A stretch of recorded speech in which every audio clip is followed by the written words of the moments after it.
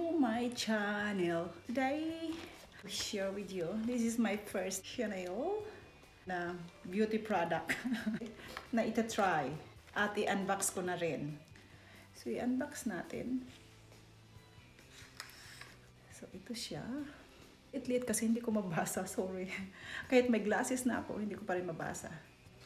How to open lipstick of Chanel. Sanay ko lang po na na lipstick, paano magbukas. Yung mga ganito, ganyan lang, tapos ganon-ganon. Yan lang alam ko. So ganito lang pala magbukas. Na-workout ko rin siya kasi, di ba habang nag-ano sila, naggaganyan-ganyan, ginagamit nila doon sa YouTube. Hindi ko nakitang nagaganyan, naggaganon-ganon. So pinindot-pindot ko. Pag pindot ko dyan, yan, nagbukas. Oh, so ganun lang pala siya. Yan. Yan. So ganyan po ang mag-open ng Chanel lipstick. O diba? Diyan lang po sa kung saan yung Chanel na yan. Yan. So ganyan po. Ito naman yung compact. I don't know. Anong yan. Pero parang powder siguro yun. Parang, kasi ako, pag summer, oily na oily ang skin ko, sabi ng tita ko, pumili ka niyan kasi napak-oily ng skin mo. Kasi hindi ako naglalagay ng kung ano-ano, kundi lang, sunblock. At lalong nagiging oily. So, para daw naman, kunti namang ganda. Di ba kung gaganda pa ba, ganyan na talaga ang mukha ko. Pero, at least nag-try ako maging maganda. O, di ba? Ay, sandali. Ano ba? Nag-unbox tayo eh. Kung ano pinagsasabi ko. Dapat pala. Yan. Ito siya. Yan. So, buksan natin. So, may pouch po siya. At may nakalagay rin na Chanel. At buksan natin. Baliktad pa. Buksan natin. Yan siya. So, paano nga rin magbukas nito? Diba, ito yung kanyang sign. So, mayroon dito. I-press mo lang po ng konti. Tapos, press lang ng konti. Tapos, yan. Ganyan. Kaya ko pinakita kung paano magbukas kasi yan po ang aking ni-research how to open the Chanel powder. Dahil na-ignorante po ako, kaya pretty na lang akong alam ko nung sa shop. Katawa, diba? Nag-pretty na akong alam ko na lang. At saka hindi ko trinay na buksan kasi hindi ko nga alam. So, pagdating ko sa bahay, nag-research ako kung paano magbukas. Trinay ko muna actually. Kaya mayroon ng fingerprints ko na dyan. Kasi trinay ko. Tapos hindi ko pa buksan. Hindi ko mabuksan kung paano. At saka ayaw ko siyempre masira. Mahal kaya hindi ko talaga pinilit. Basta sabi ko, kailangan ko munang malaman kung paano bukas para hindi masira.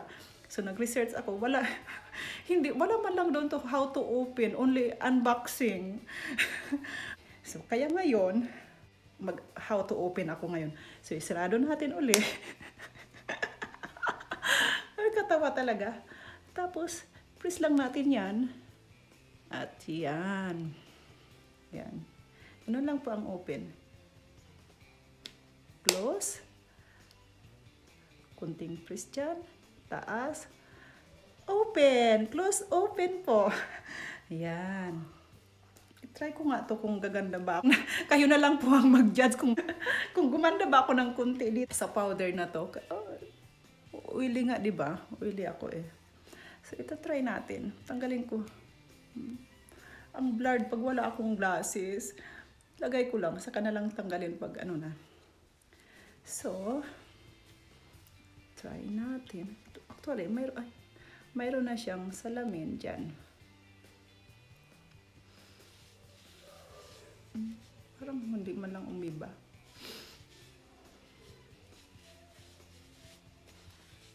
Siguro,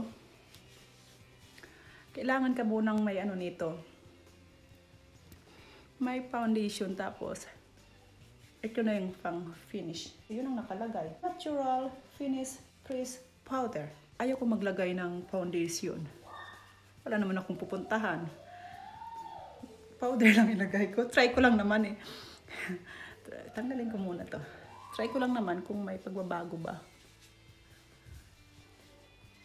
Maingay yung mga anak ko sa baba. Wala kasing pasok. Kaya, wala rin akong pasok sa work. Kasi walang magbabantay sa kanila. At ayan, palagi silang maingay. Ganun ba maglagay ng ano? Hindi ko alam. Comment na lang kayo kung mali yung paglagay ko ng ano, ng powder. Hindi ako marunong eh. Oily skin, so kailangan ko mag-powder. Ginagamit ko lang nga. Mayroon nga ako dyan eh. Johnson Baby Powder. 10 years na hindi pa rin naubos kasi hindi naman ako nagpa-powder. Expired eh, tapon ko na nga yun. Nag-ano lang naman ako eh, nag-gardening, naglilinis ng bahay. So, hindi ko na kailangan mag-decorate eh. Yun lang, pag nag-party-party ako, parang wala namang pagbabago. Iwan ko ba kung tama pinagagawa ko. Basta subukan ko lang siya. Tama na nga yun. Pang ano ko lang daw to, pang retouch pag umalis ako. Parang walang pagbabago yung mukha ko. At least, hindi na siya masyadong oily. Ngayon, subukan naman natin ang lipstick.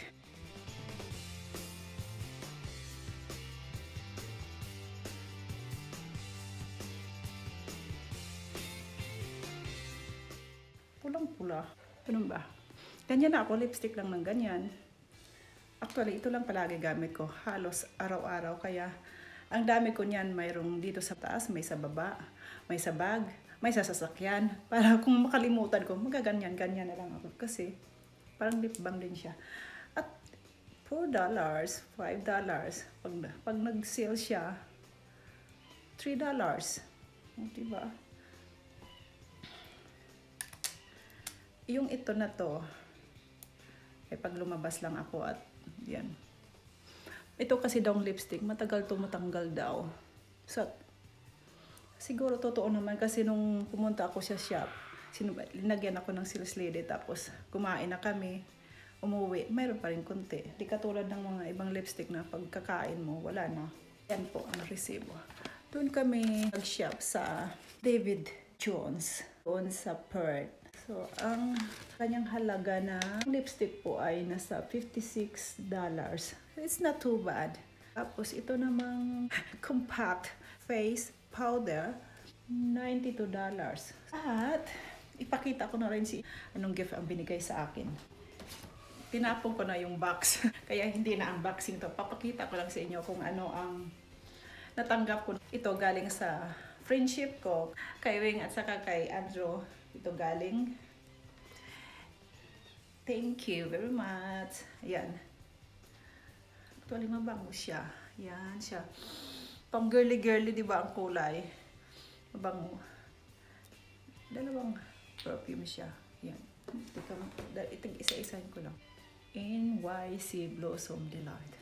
Tapos, gusto ko yung kanyang takip. Kasi mahilig ako mag-collection ng mga buti ng perfume. Kahit wala nang laman yung mga perfume ko. Hindi naman sa nagdampot ako ng mga ng mga buti ng perfume. Pero yung mga perfume ko lang, tinatabi ko lang talaga. Hindi naman ako mahilig maglagay ng perfume din eh. Ewan ko ba? Pag aalis lang ako, saka lang ako naglalagay ng perfume. Or may umutot sa kwarto. Yung nagpi-perfume ako. That's funny. Thank you, Andrew and Wing. And the little George there. Ito pa. Moisturizer lotion. Ang mabango rin siya. Hindi ko pa siya nabuksan. Kasi ito yung pag nag-travel ako ang gagamitin ko. Kasi maliit siya. So ito yan po. Kaya hindi ko yan binubuksan para pag nag-travel ako. Taka shower gel. O diba? Complete na ako. At of course, dahil mahilig din po ako sa nail polish, kaya lang wala lang akong time. Yan po ang pinakahilig ko, maglagay ng nail polish. Kaya lang wala akong time kasi laging may ginagawa, busy. Ayan, ang collection. O, diba? Wala pang nakalagay. At ito naman, shout out dyan kay Juliet Caesar. kay yours, thank you.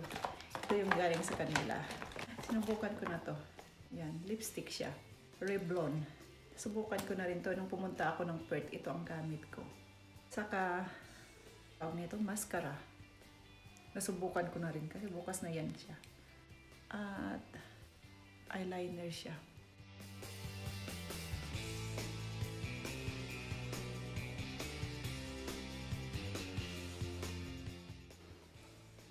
Parang walang bago. Galing sa anak ko. Pang massage po siya. Pang massage po. Ayan. Yan ang kanyang pamasko sa akin. Oo. Chargeable siya. Kung gusto mong mag-massage sa sarili mo, ay dito yung ano ng power pala, on and off. Tapos dito yung on. Yun. So, massage mo lang. Paano ko pakita sa inyo ang mag-massage?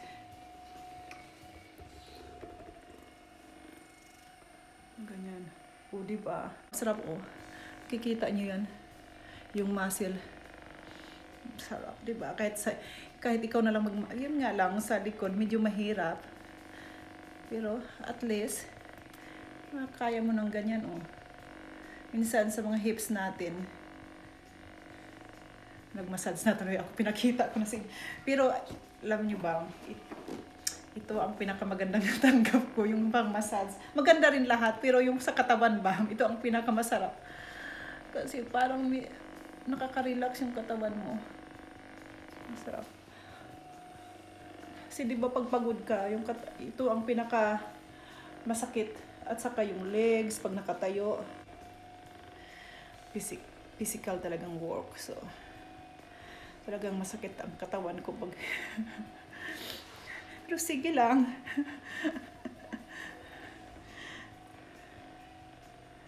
Kailangan po para sa ekonomiya, kailangan magtrabaho. Hindi lang tayo asa sa asawa natin kasi pag umasa po tayo sa asawa natin, nakakaya nila tayong pakainin, pero yung siyempre mga personal natin ang pangangailangan, mas maganda na mayroon tayong sariling pera para hindi na tayo mahihiya na kung anong mang bilhin natin sa sarili natin o may pagbibigyan tayo ng pera, hindi tayo mahiya ng kakahikahingi ng sa asawa. So, kailangan talagang mayroon ka ring sariling pera. O, diba? Tapos, dito sa kabila ulit pa ako. Ayan. O, diba? Ganyan lang.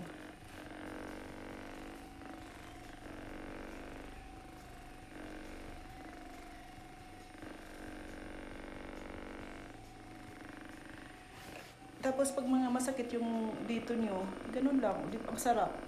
Pakiramdam. Kita ko sa inyo. Ganyan po ang palagi ginagawa ko pag pagod na ako. Kasi di ba minsan, pag nagkakaedad na talaga, masakit yung dito natin, o sa likod, yung dyan. So, massage ko. Parang ako na, parang nagsisell-stock na ako sa inyo, pero hindi. Parang sinisell-stock ko na, sorry. Parang sinisell-stock ko na kayo. Hindi, pinakita ko lang yung gift ng anak ko. Diba? Ang ganda ng gift ng anak ko. Talagang napakinabangan ko kay... Yan. Pero hindi ko kayo sinisell-stock. Regalo lang po to sa akin ng aking anak. Tapos ganyan, mga ganyan, likod-likod, oh. Sarap kaya. Tapos, yung mga yun, pag tight po yung inyong mga muscle, maganda po to. Siyempre, mas maganda pa rin talaga ang massage kasi makarelax ka ito. Sariling sikap na massage to. Pero masarap pa rin. Kisa sa wala mo, di ba? Okay, tama na. Bago masabi yung isi-sell stock sa inyo. Actually, marami siyang ito pag points, gusto mo yung mga sa paa, yung sa paa mo sa, atawag niyan, yung sa paa. Ang ganda ito, mga pulse. Ang daming mga pag ito yung sa likod mo, yung ganyan, yung tawag nito, yung backbones. Pero dapat, Yun pa yata ang magagawa nun kasi paano mo maabot, di ba? Tapos mayroon din ito. Pwede mong palit-palitan kung anong trip mo. Tapos, chargeable po siya. Ito yung charger niya. Hindi ko napakita. Dadami pa. Ayaw ko magbasa eh. So, yan lang po. Thank you for watching. At kung bago ka pa lang dito sa channel ko, please subscribe, like, comment, kung mayroon kayong comment, at hit na notification bell so that you're always updated kung mayroon akong bagong video. Thank you for watching. Bye for now and we'll see you again.